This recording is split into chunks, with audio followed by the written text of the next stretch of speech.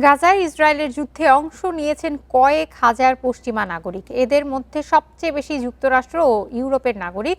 আইন বিশেষজ্ঞরা বলছেন, যুদ্ধাপরাধের ক্ষেত্রে নাগরিকত্ব কোনো পার্থক্য তৈরি করে না, বরং আন্তর্জাতিক আইনে তাদের দায়বদ্ধতা আরও গুরুতর হতে পারে। 2023 সালের 7 অক্টোবর থেকে গাজায় হামলা চালিয়ে 72,000-এর বেশি ফিলিস্তিনিকে হত্যা করেছে ইসরায়েলের সেনাবাহিনী।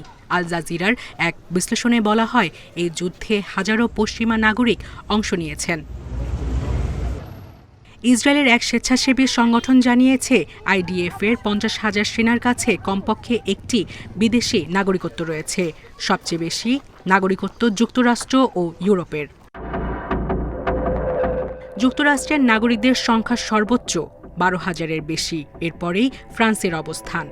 রাশিয়ার 5,000, ইউক্রেনের প্রায় 4,000, যুক্তরাজ্যের দ্বৈত নাগরিকদের সংখ্যা 1,500-এর বেশি।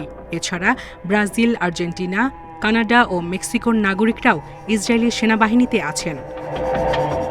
আইনের দৃষ্টিতে প্রশ্ন উঠছে, এসব দ্বৈত নাগরিক কি গাজায় যুদ্ধাপরাধের জন্য দায়ী হতে পারেন?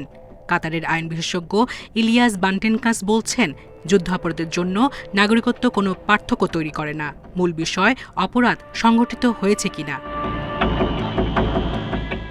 তিনি আরও বলেন, স্বেচ্ছায় সেনাবাহিনীতে যোগ দেওয়ায় দ্বৈত নাগরিকদের দায় আরও বেশি। তবে প্রমাণ সংগ্রহ ও রাজনৈতিক কারণে বিচার শুরু করা জটিল।